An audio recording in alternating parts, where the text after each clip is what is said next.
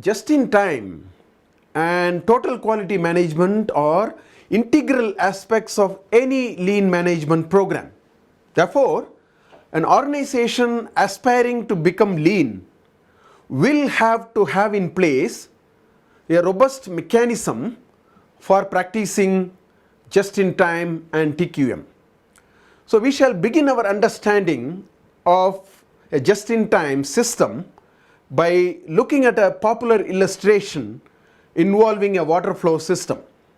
Here is a water flow system, and as you see here, let us say there is a ship which needs to sail through it.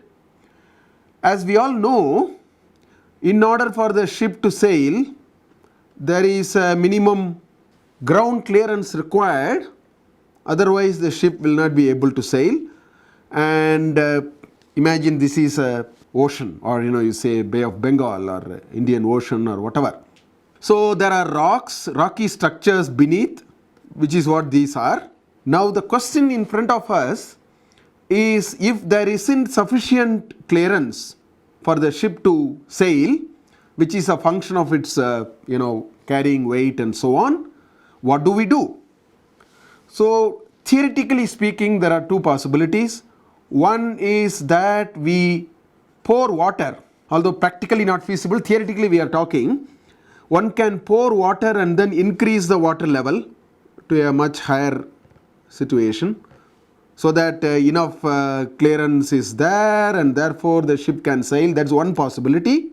Another possibility is to say, let us chisel the rocky structure, and the technical word they use is called dredging.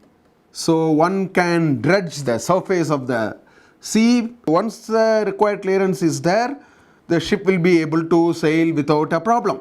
Now we may be wondering, why are we talking about this in a business system?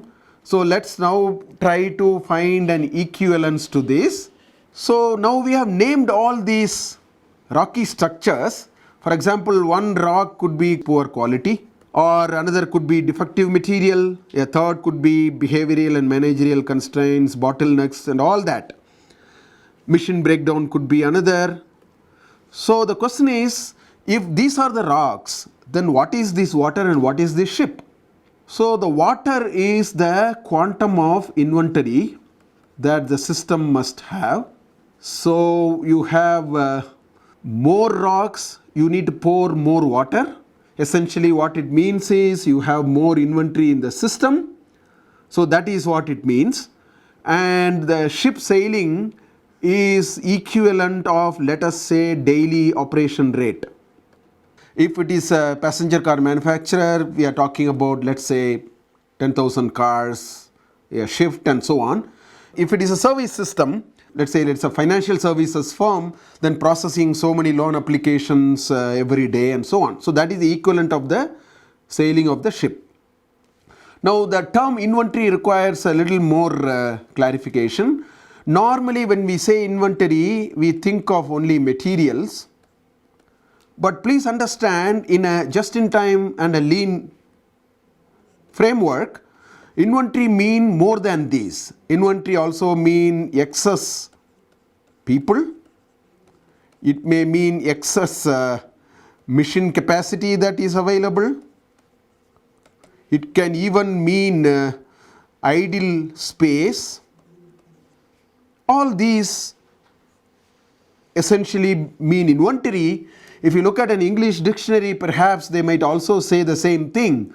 They might say inventory by definition is an idle resource for future use. So that's the inventory that we are talking about. Now we are able to connect this to our discussion. This notion of inventory is the waste that we are talking about in lean manufacturing framework, because all these are excess. Earlier we used words like muda and mura and muri. So this is all that. Excess, unevenness and waste. How do you get excess? If there is a defective material, then we say we need safety stock. That's the water we need. If it is machine breakdown, you want to have excess capacity. So all these form part of this system. So what is happening here? There is a ship sailing. there are rocky structures which prevent the ship from sailing. We need to either fill in water or we need to chisel the rock. These are the two options. So essentially in a lean framework, we will never fill in water. We will only chisel the rock. That is the important difference between a lean philosophy. And what does it mean?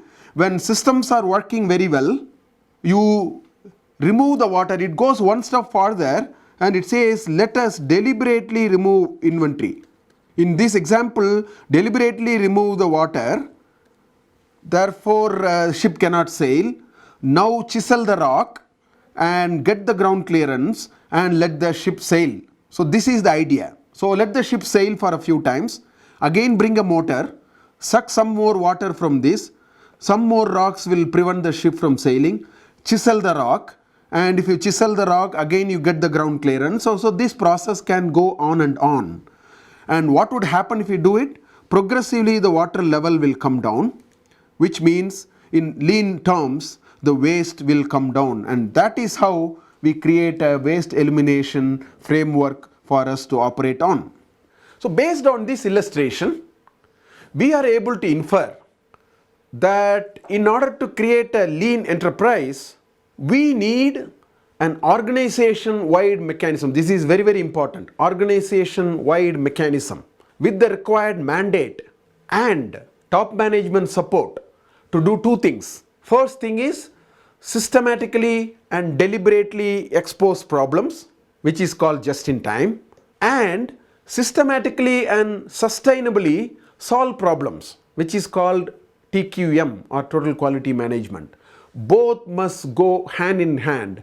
Doing this on an alternative basis, we should be able to make an organization leaner than before. There is nothing like absolute lean. Lean is a relative term.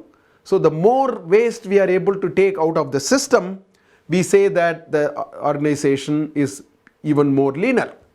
So the methodology of lean appears simple on the face of it, and the logic also is of course appealing. However, much of our ability to create a lean enterprise actually lies in the nitty-gritty details of setting up the required elements in the operating system to achieve this. So although it looks very nice, it requires certain changes that we need to do in the system in order to achieve this. So we shall explore this issue in some detail in the next video by understanding some of the elements of a JIT system, especially in a manufacturing setup.